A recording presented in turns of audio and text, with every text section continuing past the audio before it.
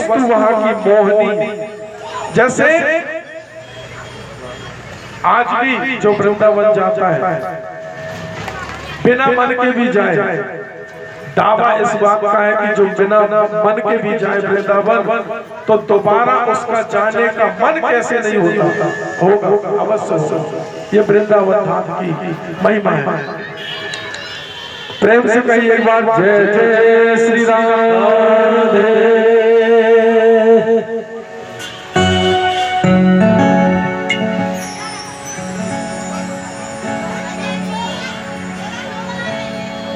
श्री सनकादियों ने, सोनकादियों ने श्री सूत जी महाराज से पूछा, प्रभु आपने बहुत अच्छी कथा सुनाई, श्रीमद् भागवत महापुराण की बड़ी सुंदर महिमा आपने बताई कि श्रीमद् भागवत महापुराण से भक्ति ज्ञान वैराग्य ये दोनों ही स्वरूपवान हो गए। लेकिन अब आप ये बताइए कि भक्ति ज्ञान वैराग्य तो ये भक्त है ही, लेकिन इस संसार में तो अनेक प्रकार के लोग पापी भी हैं। बोले हाँ बिल्कुल, पापियों की भी मुक्ति होती है। बोले वो कैसे प्रभु, जल्दी बताइए, और ज्यादा लंबा मत खींचिए, थोड़ी सा बताइए। तो श्री श्री जी महाराज ने गोकर्ण उपाख्यान की कथा सुनाई, श्री आत्मदेव की कथा सुनाई। तो हम भी, चूंकि ये कथा आपने खूब श्रवण की है और ज्ञात भी है, लेकिन कथा के नियम को भंग न करते हुए संक्षिप्त में ये कथा को सुनाते हुए हम आगे बढ़ेंगे। श्री आत्मदेव जी महाराज तुंगभद्रा नदी के तट पर रहते हैं। आत्मदेव जी की पत्नी का नाम है देवी। आत्मदेव जी बड़े ज्ञानी, बड़े विद्वान, त्रिकाल संध्या करने वाले, लेकिन विडंबना ये, दुर्भाग्य ये कि इनके घर में कोई भी संतान नहीं थी। दूसरा दुर्भाग्य ये था कि इनकी जो पत्नी थी तो जैसा नाम वैसा काम, जैसा इनका नाम था धुंधली, वैसे ही इनका काम भी था धुंधला धुंधला। कोई अच्छा बताए, नेक उपाय भी बताए,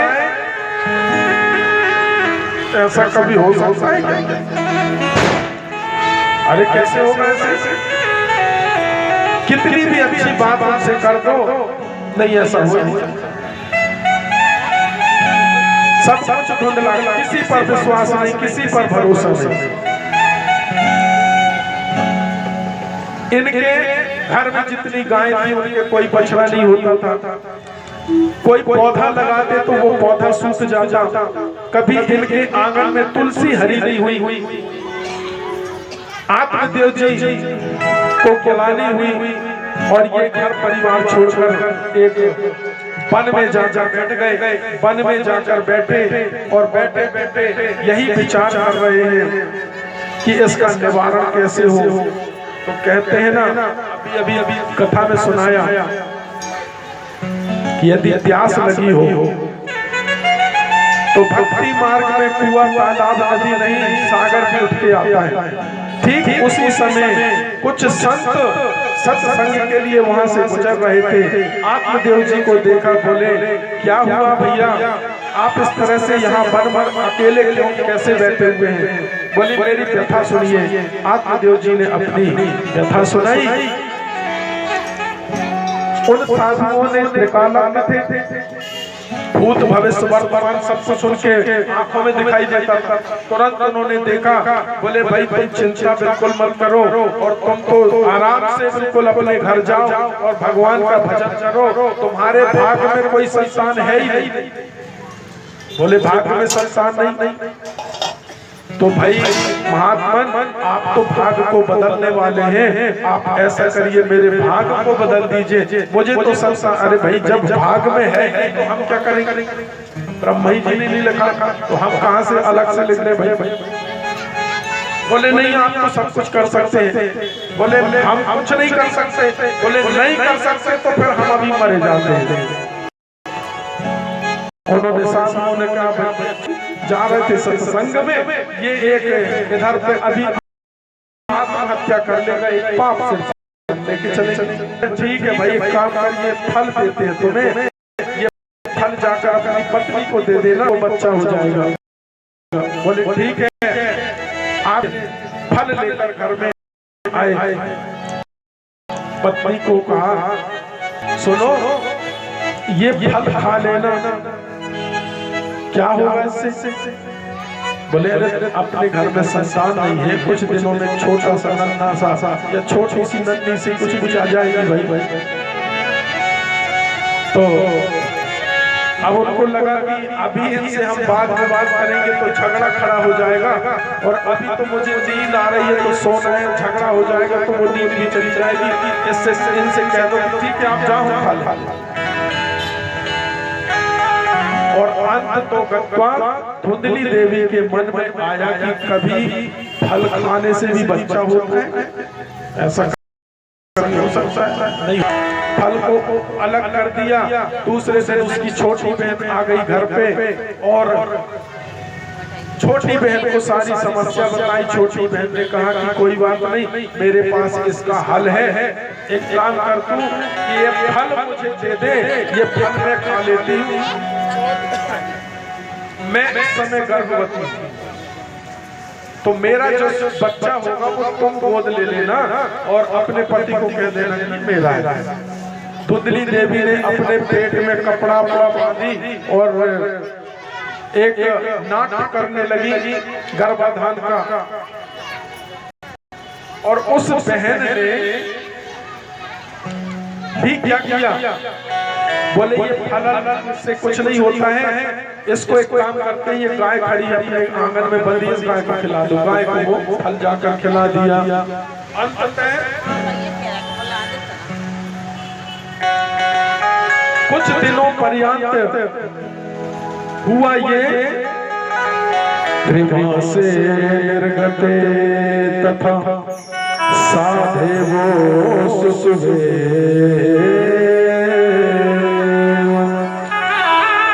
3 माह के बाद उस गाय को एक स्वरूपवान एक शिशु का जन्म हुआ। उसके कान बछड़े के जैसे थे, गाय के जैसे थे। रूप मतलब जो व्यक्तित्व था वह एक मनुष्य में था, लेकिन उसके कान और मुख, उसकी नासिका गाय के जैसे थी। और जो उसकी बहन को पुत्र हुआ,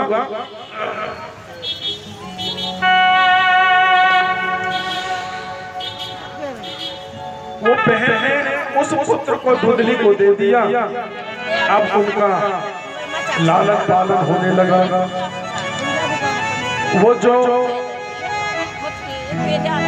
जो पुरुष हुआ था, जो शिशु हुआ था, उसका नाम रखा, चूंकि उनके कान गौ के जैसे थे इसलिए उनका नाम रखा गया गोकर्ण। और जो इसकी बहन को पुत्र हुआ था धुंधली देवी को, इसने कहा ये मेरा पुत्र है तो मेरा नाम धुंधली, तो मेरे पुत्र का नाम होगा धुंधकारी। गुण भी वैसे ही। कुछ दिन के बाद जब वो बड़ा हुआ, बड़ा ही दुष्ट निकला, चोरी करने लगा, डकैती करने लगा। छोटी छोटी चोरियों के बाद बड़ी बड़ी चोरियां डकैती करने लगा।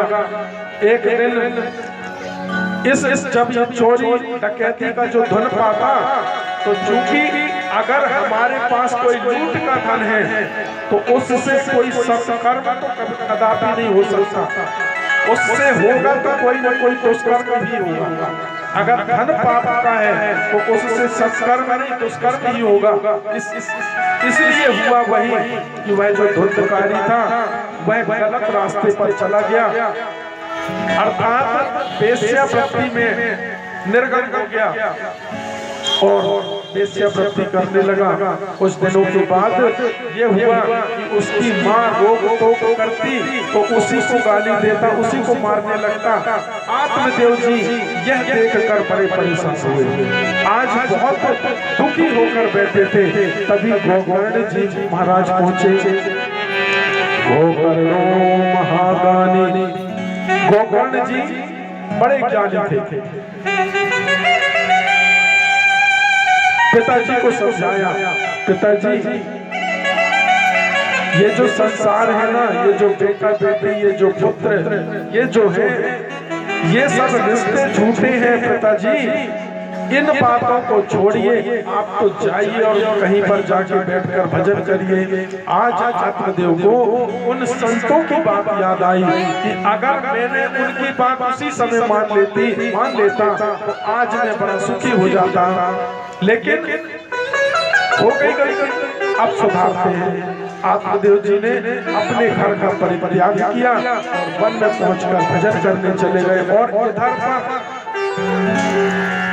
ये जो वेश्यावृत्ति में जो रत हो गया था, एक दिन ये आया कि धुंधली देवी के विचार ये किया कि जब मेरे साथ में अब कोई है नहीं तो अब मैं जीकर करूंगी क्या। बेचारी अंधी भी हो गई थी, उसी अंधत्व में एक दिन चलते चलते कुएं में गई, अपने प्राण त्याग दिया। और धुंधकारी को उन वेश्याओं ने डर के कारण कि कहीं ऐसा न हो कि राजा को अगर ये पता चला कि हमारे राजकोष का इसने धन चुराया है और ये बात पता चली राजा को, तो हम भी बंदी बना ली जाएंगी और हमको भी दंड भोगना पड़ेगा। तो इसलिए वेश्याओं ने ये सोचा कि इससे चोर को ही खत्म कर दिया जाएगा। तो एक दिन धुंधकारी को उन्होंने क्या किया, जलती हुई लकड़ी मुंह में डालकर और गले में रस्सी बना कसकर उसके प्राण पखेरु ले लिए। धुंधकारी मर गया। अब तो मुक्ति तो मिलेगी नहीं, प्रेत बन गया। एक दिन गोकर्ण जी महाराज सारे तीर्थों को वापस लौटे घर। जब लौटे यह सब कथा सुनी, उनको बड़ा दुख हुआ कि मेरे परिवार का विनाश किस प्रकार से हुआ, बड़ा दुख हुआ। और अंत तो गत्वा जब ये रात में सो रहे थे, उसी समय स्वप्न आया और स्वप्न में क्या देखा कि एक विकराल रूप वाला एक आकृति मेरे आंगन में प्रकट हुई है। गोकर्ण जी महाराज दौड़े दौड़े आंगन में गए और जब आंगन में जाकर देखा तो एक काली काली विकराल आकृति वहां पर खड़ी है। गोकर्ण जी महाराज ने पूछा, भाई तुम कौन? उस प्रेत ने धुंधकारी को कहा, हे गोकर्ण भैया, मैं तुम्हारा ही भाई हूँ, नाम है मेरा धुंधकारी, और मेरी जो मृत्यु वो इस प्रकार से हुई है, तो मेरी मुक्ति नहीं हुई भैया। मैं तो प्रेत बन गया हूँ और यहाँ पर मुझे बहुत कष्ट है, मुझे इस कष्ट से निकालो। तुरंत गोकर्ण जी ने सूर्य देवता को आवाहन किया। सूर्य भगवान ने कहा कि तुम एक काम करो, इसको 7 दिवसीय श्रीमद् भागवत महापुराण की कथा का श्रवण पान कराओ तो इसे मुक्ति मिल जाएगी। गोकर्ण जी महाराज ने दूसरे दिन से कथा आरंभ की।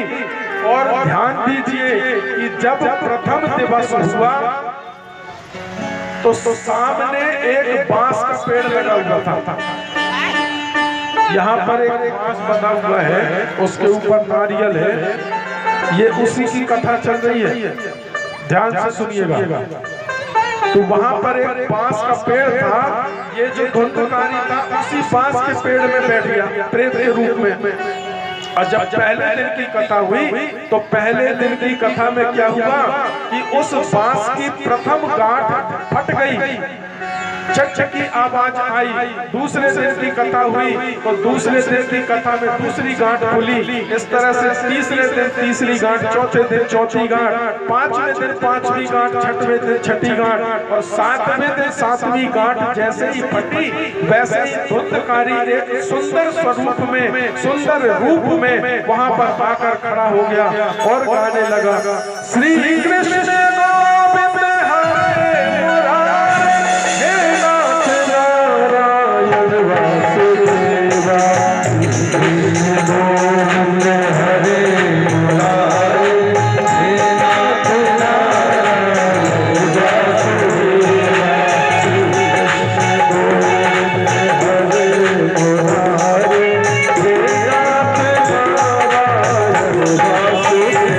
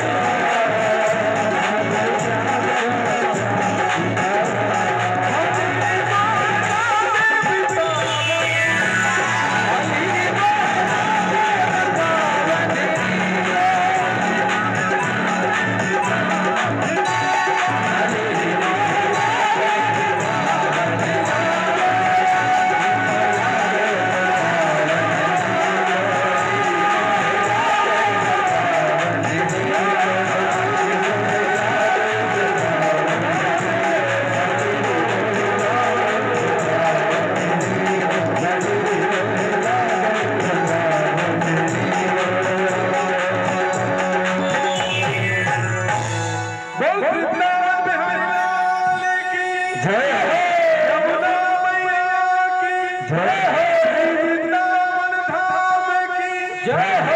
श्री दिलीप राम की जय हो। जय श्री राधे।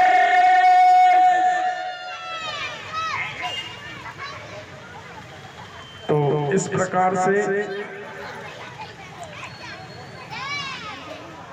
धुंधकारी जी को मुक्ति मिली और श्री सूत जी महाराज ने यह कथा श्रवण कराई कि हे शौनकादियों, यह जो पावन पवित्र जो कथा है जिसमें आप हम सब अवगाहन करने जा रहे हैं, यह भक्ति ज्ञान वैराग्य को तो पवित्र करती है, उन पापियों को भी पवित्र करती है और मुक्ति देती है। ऐसी ये श्रीमद् भागवत महापुराण की कथा है और आज कथा का समय हो गया है। अपनी वाणी को यहीं पर विराम देते हैं। एक बार प्रेम से कहिए जय जय श्री राम।